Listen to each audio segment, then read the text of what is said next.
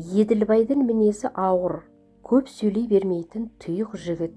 Көбінесе әлденені ойлап жүре ме, екі қарыстай ғана тармандайы қатпар-қатпар тыржиып, қалың қабағы түксиіп, кездескен кісіге қарасы аз, ағы көп, көзімен алара қарайтын. Жасы 30-ға ғана толғанмен қыртыс-қыртыс әжім басқан түріне қарап, білмейтін жұрт Еділбайды 40-тың қырқасына шыққан егде жігіт ағасы ма деп қалатын. Өйткені Еділбайдың адамға жұғымы жоқ, кісі киіктей мінезі үркіте ме, көбінесе көпшіліктен оқшау қалып, саяқ жүретін. Әрине, мұндай екі елі маңдайы тыржиған өнсіз жігітке кім қарасын? Бойжеткен қыздар да мінезі жайдары, сымбатты кеуіздейді. Пенде баласына сүйкімсіз, тұр-тұрпаты келіспеген, ұқсынсыз жігітке кім қарасын? Қарар еді-ау, Еділбай түріне қарамай жан баласын менсінбейтін. Ой, ана қызды айтамысың, ешкінің құйрығындай шошаңдап тұр ғой, мінезі жеңіл-тәугау деймін. Ана қызды айтамысың, беті томардай тым жуан екен. Ой, соны қойшы, қасы көзін бояп алып, жансыз қуыршақ сияқты. Ондай қыздың керегі жоқ деп, көрмей білмей жатып, сөгіп ала жөнелетін. Кейде курстас жолдастары әзіл шыны аралас өзара таңғалатын. Осы біздің Еділбайға ұнайтын қыз жоқ. Бәрін сынап мінеп, қыз біткеннің бәрін түкке алғысыз көреді. Әлде мысықтың биікке ілінген етке бойы жетпей, ой, ол сасық ет шығар дегеніндей өзінің қолы жетпегесін айтқаныма деп сырттай себебін білгісі келіп, әрқилы жорамалдайтын. Осы Сұрбойда атанған Еділбайдың қуақы курстас жолдастары бар. Жоғары оқу бітіргендеріне 10 шақты жыл толып, жігіттердің бәрі үйлі баранды, балалы шағалы болып, отбасын құрды. Тек араларында көзге шыққан сүйелдей болып, 35-ке толғанша сұрбойдақ болып, ешқандай қызға сөз айтпаған, ешкімге күйеу болып жарытпаған, бірде-бір балаға әке болмаған баяғы сұрбойдақ Еділбай. Студенттік кездерінде бір бөлмеде тұрып, қара нанды бөліп жеген курстастары Еділбайды тез арада үйлендіргісі келеді. Солардың біреуі жұқалау өнді, қыр мұрынды, қысық көзді, тәмпіш танау, сөйлегенде аузы-аузына жұқпайтын жұқа ерінді Күшікеш Қоңырбай. Екінші курстасы жылпоз мінезді, ұзын бойлы, әдемі, аққуба өнді Базарбай. Қоңырбай мен Базарбайдың ертелі кеш айналдыратыны тілдерінің үшкір бізін қадап әзіл шыны аралас қалжыңдайтындары баяғы Сұрбойдақ Еділбай. Едеке, қу тізеңді құшақтап жүре бересің бе? Айналаң толған гүлдей құлпырған әдемі қыз келіншектер. Солардың біреуіне үйленіп, бала сүйіп, жар қызығын көрмейсің бе? Мұның не? Қабағың түйіліп, аш өзегің үзіліп, қыздарға сүзіліп, түніріп жүргенің мынау деп тиісетін. Бұрын қыздардың бәрін жамандап, қырсыға сөйлейтін Еділбайдың соңғы кезде жүні жығылып, мұнайып жауап беретін болып жүр.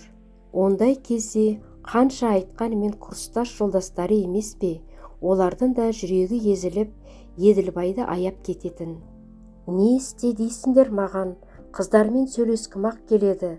Бірақ мен аузымды ашсам болды, қу қыздар келеке қылып, сықылықтап күліп, жандарына жолатпайды. Сендер сияқты қыздарға келгенде аузымның салымы жоқ. Сен екеуің ғой ерте үйленіп алдыңдар. Сөйте тұра неке сақинасын шешіп тастап, басқа қыздарға бойдақпын деп тағы көз қырын салып, екі жеп беге шығып жүргендерің мынау. Мен байқұсқа қыз қарамайды деп Еділбайдың онсыз да қабағы ашылмайтын, қысық көзі жиі жыпылықтап, жолы болмайтынын ашып айтып, мұнайып қалады. Мұндайда достарына жаны ашып демеу береді. Қой, Едеке, саған не болған? Бұрын асау аттай тулап, қыз біткенде менсінбеуші едің, соңғы кезде ұнжырған түсіп не болған саған?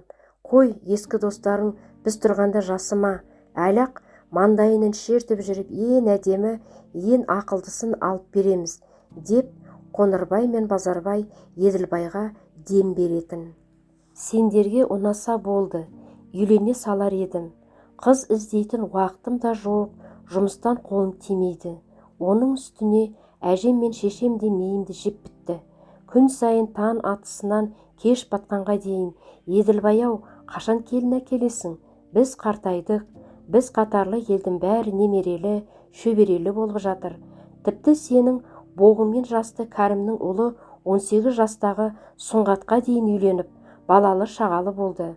40-қа қарай аяқ бастың қарғамау, кәрі қойдың жасымыз қалғанда бізді жерге қаратпа. Бір шүйке басқа үйленсеңші, еміреніп, немере сүйіп, жарық дүниеде немерелі болып, жарылқанып, мауқымызды басып кетейік, деп зарлап басымда қатырды. Тіпті солардың үйлен деген сөзінен әбден ығыр болдым, дейді. Көз көрмес, құлақ естімес, алыс жаққа қашып кеткім келеді, деп ағынан жарылған. Базарбай мен Қоңырбай бір-біріне қарап, Еділбайдың қыз таба алмай тығырыққа тірелгенін өз құлағымен естіп, шынымен жандары ашып аяп кетті. Едеке, қой, өйтіп жасыма, ер азамат емеспісің. Жоғары оқу орнын қызыл дипломмен бітірген сен сияқты ақылды жігітті қыздар қайдан тапсың? Өзің ғой осы күнге дейін менсінбей жүрген. Бізге қыз тап деп тапсырма берсең болды. Бәкең екеуміз айтқаныңды ек етпейміз, деп Қоңырбай Еділбайға сөз берді. Мейлі, маған апам айтқандай срочно үйлену керек. Бір жақсы қыз табыңдар, деп Еділбай бұрынғы курстас жолдастарына тәптіштеп табыстады. Базарбай мен Қоңырбай оңашада ойланып, Еділбайға да жақсылық жасап, әрі өздеріне де тиімді жағын ойлай келіп, Базарбайдың өтпей отырған тауардай кәрі қыз қайын апасы 35 жастан асқан Қарагөзді Еділбайға ебін тауып өткізуді жоспарлады. Сөйтіп, оңашада сырттай тон пішіп, Еділбайға қыз тауып берген болып, әрі көз алдарында көзге шыққан сүйелдей болып, жігіт таппай он босағада отырып қалған қайнапасына бай таппақ болып, әңгімені 2-3-ті қылып, сөз бұйдаға салмай төтесінен бастаған. Біз Базекең екеуміз саған керемет қыз тауып қойдық. Мына Базарбайдың қайнапасы Қарагөз 30-дан асса да кәрі қыз сияқты емес, жас қыздай сылаңдап отыр. Ақылы көркіне сай, мінезі салмақты. Егер Қарагөзге үйленсең, бағың ашылып, балалы боласың. Апаң мен әжеңнің ығыр қылған сөзінен құтыласың. Өмір бойы Базарбай мен маған, яғни Қоңырбай досыңа алғыс айтатын боласың. Біз екеуміз саған жамандық ойламаймыз, солай достым, деп Қоңырбай күректей қолымен Еділбайдың қушыған иығынан өзімсіне қағып, Базарбайға қарап, қатырдым бәлемді дегендей қулана көзін қысып қойды. Әрине, Қоңырбай дұрыс айтады. Қайнапам Қарагөздің қолынан келмейтіні жоқ. Тамақ пісіре алады, кір жуа алады, біздің балаларға бас көз болып жүр. Демек, келешекте өз балаларын да бағып қағады. Қарагөздей қызды жолықтырған тағдырыңа риза боласың досым, деп Базарбай да ұрысқақ, қытымыр, әрі тамақ істеуге ерінетін, жатып ішер жалқау Қарагөздің салақ қайнапасынан тезірек құтылғысы келіп, Қарагөздің мақтауын асырдау. Жүр, әңгімені сағыздай созбай сені тезірек ертіп апарып, Қарагөзбен таныстырып, сауабыңды алайық. Жүр кеттік, деп Еділбайдың ұялып тартыншақтағанына қарамастан, Қоңырбай мен Базарбай Еділбайдың екі қолтығынан демеп, күштеп әкелгендей Базарбайдың үйіне алып жетіп келді. Толық денелі қара қыз Базарбайдың әйелі Күлімгөздің туған әпкесі Қарагөз екен. Түрі ажарсыздау болғанымен, бүгін саған үйленетін жігіт ертіп келем деп ескерткен соң, қолды аяққа тұрмайтын пысық болып көрініп, сіңлісі Күлімгөзбен қосылып дастархан мәзірін жасап жүгіріп жүргенсіді. Ара-арасында Еділбайға қарап, елпілдеп сөйлеп қояды. Шәй ішіңіз, тамақ алыңыз, деп қонажайлық танытып қояды. Күні бойы асханадан тамақ ішіп, ашқұрсақ жүрген Еділбайдың ішіне ел қонып, өн бойы жылынып, Қаракөзге іштарта қарады. Ол да кетары емес екен. Қысық көзі сығырайып, жиі жыпылықтап, маңдайы тершіп, Еділбайға жәутеңдеп қарай береді. Тәрізі Базарбай мен Күлімкөз сіңілісі Еділбайдың сұр бойдақ екенін ескертіп қойған болар. Бұрынғы ұрысқақ, тырысқақ мінезін көрсетпей, Еділбайға ұнағысы келіп, әдемі қызыл көйлек киіп, құрақ ұшады. Еділбай мен Қаракөз екеуі бір-бірін көргені болмаса, оңаша сөйлесіп көрмеді. Бәрін жедел шешкен Базарбай мен Қоңырбай. Дастархан жиылған соң сыртқа шығып, Қоңырбай екеуі темірді қызған кезінде соқ деген мақалды ескеріп, әрі үйлерінде көзге шыққан сүйелдей болып, омалып отырған қайнапасынан тезірек құтылғысы келіп, әңгімені тағы төтесінен бастады. Едеке, үйге барып той қамына кіріс. Бүйтіп соза берсең, қырықтың қырқасына шығуыңда ғажап емес. Уақыт жоғалтпай сені үйлендіріп, екі жастың сауабын алайық. Біз сенің жанашыр достарыңбыз, деп сөз аяғын әзілге шаптырып, өктем сөйледі. Тойға дайындалғаны қалай? Қаракөз екеуміз бір-бірімізбен жақынырақ танысып, білісіп, асықпай ойланбаймыз ба? Дегені сол. Мына жайбарақат қалпын көріп, Еділбайдың дәл қазір үйлене қоймасын сезіп, Базарбай мен Қоңырбай шоқ басқандай ыршып түсті. Екі айлакер досы ашу ызадан күйіп кетті. Ту, сен Едеке қызық жігіт екенсің. Қыз тап дедің, таптық. Сен 39-дан астың, Қаракөз 35-тен асты. 18-дегі қыз бен жігіт болсаңдар бір сәрі. Атаң түйе ойнаса жұт болады демекші, сендерге не жорық? Қызды көрдің, көңілің толды, ол да саған кетары емес, оны тағы байқадың. Енді саған не керек? Немене? Қызды киноға, театрға шақырып, ерігіп жүрсің бе? Сен де жұмыс баста адамсың, о баста менің қыз іздеуге қолым тимейді деген сен емес пе? Енді не қып сүйір құмшаққа салып созып отырсың? Қой, оның жарамайды. Өзі келіп қолыңа қонып отырған бақ құсынан айырылма. Ертеңнен бастап той қамына кіріс, деген Базарбай мен Қоңырбай Еділбай байғұстың алды артына қаратпай бұйыра сөйледі. Ақыры Еділбай жеңілгенін мойындап, сөздің ығына жығылды. Жарайды жігіттер, сендер маған жамандық ойламайсыңдар, білем. Әрі киноға, театрға шақыратын жастан әлде қайда өтіп кеткенім рас. Мейлі, ертең әже мен апамды қуантып, той қамына кірісеміз, дегені. Еділбайдың көптен күткен мына сөзін естіп, Базарбай мен Қоңырбайдың көздері шарадай жанып, кәрі қызды Базарбайдың көзге шыққан сүйелдей болған қайнапасынан оп-оңай құтылғандарын естіп, естері кете қуанды. Бәсе, Едеке, жігіт бір сөзді болу керек. Сен әдемі, ақылды қыз тап дедің. Біз досымыздың аянамыз ба? Екі сөзге келмей ет жақын қайнапамызды таба қойдық. Енді екеуміз курстас дос емес, бажа болатын болдық.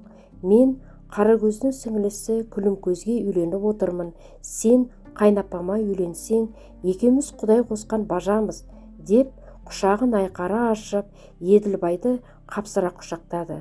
Сөйтіп, айналасы 2-3 күнде екі дос Еділбайды апыр-топыр үйлендіріп тынды. Алғашында сыр бермеген Қаракөз бір ай өтер-өтпесте Еділбайдың екі аяғын бір етікке тығып, Еділбай отыр десе отырып, тұр десе тұратын болды. Бұрынғы бойдақ кезіндегі ерке шора мінезі адыра қалып, үй шаруасын да Еділбай атқаратын болды. Кәрі әке-шешесі Әліптің артын бағып, жас жұбайлардың өміріне араласпауға бекініп, жаңа түскен келінге ештеңе айта алмады. Ата-енесінің үндемегенін көріп, Қаракөз кәрі қыздың бейбастақ мінезіне басып, кейде енесін де үй шаруасына жұмсайтын болды. Еділбай үйленген соң ғана екі қудың өзін алдап соққанын, өткізе алмай жүрген кәрі қызды үй шаруасына салақ, мінезі шайпау қайнапасын өтірік мақтап Еділбайға өткізіп жібергенін білді. Бірақ тым кеш еді. Бірде жаңа жыл қарсаңында баяғы курстас екі досы Базарбай мен Қоңырбай аяқ астынан жетіп келіпті. Қайнапасын беріп Еділбайды жарылқап тастағандай міндетсініп астамси мардамсиды. Едеке, сені үйлендіріп сауабыңды алдық. Үйткені біз сенің ең жақын жанашыр достарыңбыз. Әйтпесе осы уақытқа дейін екі тізеңді құшақтап, жалғыздан жалғыз сопиып отырушы едің. Біздің арқамызда отбасын құрдың. Енді жаңа жылды бірігіп тойлайық. Сен бізге өмір бақи қарыздар екеніңді ұмытпа. Екі досыңды мейрамханаға апарып, көңілімізді көтер, деп әңгімені ардан бастап, міндетси бастап еді. Шаруаға қыры жоқ салақ әйеліне ашуға булығып отырған Еділбай дүрсе қоя берді. Алды артыма қаратпай, ойлануға мұрша бермей, кәрі қызға үйлендіріп тындырдыңдар. Мінезі жібектей деп едіңдер, нағыз ұрысқақ ит мінезді екен. Ел жұрттан ұялғанымнан әрең шыдап жүрмін. Жұмыстан шаршап келсем тамақ жасап қоюдың орнына өзімді жұмсап, сілемді қатырады. Сен екеуі маған баг әпермедіңдер, сор әкелдіңдер. Мен сенің қайнапаң Қарагөзді сүймеймін. Екеуі зорлап үйлендірді деп екеуіңді сотқа берем. Соттатам, түрмеде шіритін боласыңдар. Екі зәлім қу сұмырайлар, деп айғайға басты. Ашуланғанда жүнірек көзінен от шашып, аузы көпіріп, түкірігі шашырап, долданып кетеді екен. Еділбайдың аңқаулығын пайдаланып, кафе, мейрамханаға тегін барамыз ба деп отырған екі күшекеш жігіттер Еділбайдан мұндай ашу ызаны күтпеген. Екеуі байтал түгел бас қайғы демекші, әрең дегенде үйден сытылып шығып, алды артына қарамастан зытты. Ойбай, мынауың жуас па деп жүрсек, нағыз жынды екен ғой. Бар жазығымыз әйел тауып бергеніміз бе? Ей, Базарбай, сен Қаракөз қайнапаңның жатып ішер жалқау екенін о баста білдің ғой. Шыныңды айтшы, Базеке. Білсе несі бар? Қоңырбай, мен сені дос деп сырымды айтып жүрсем, мұның не? Қарашы, екеуміз Еділбайға қатын тауып беріп, сауабын алдық па? Алдық. Әрі менің көзге сүйелдей болған шайпау қайнапамнан құтылдық па? Құтылдық. Міне сөйтіп, екі жеп биге шықтық емес пе? Шықтық. Солай досым. Иә, оның рас. Қоянның қашуына мылтықтың басуы дөп келгенін көрмеймісің? Дегенмен Еділбайды қатырдық. Қарагөздей мінезі жаман қатын әперіп қарқ қылдық, деп екі дос көшені басына көтеріп, рахаттана қарқылдап күлді. Ей, сенің еңбегің бар, Қоңырбай досым. Екеуміз екі жақтап, мақтауын асырып, жаманын жасырып, өтпей қалған кәрі қызды Еділбайға өткізіп тындық емес пе? Үйге қонақ шақырсақ та жаратпай, сіңлісі Күлімкөз екеумізге күн көрсетпей, отырсақ опақ, тұрсақ сопақ деп, қайнапам есімізді шығарушы еді. Шынында айтсам, Қаракөз күйеуге кеткелі үйіміз кеніп, бір жасап қалдық. Жүрші, мен сені мейрамханаға апарып, әбден ығыр қылған қайнапамнан құтылғанымды жуып берейін. Сөйтпейсің бе, досым? Екеуміз ежелгі сұрбойдақ Еділбайды үйлендіріп, сенің көзге шыққан сүйелдей болған кәрі қайнапаңнан құтылып, көңіліміз көншіді-ау досым. Екеуміз қандай ақылдымыз, досым.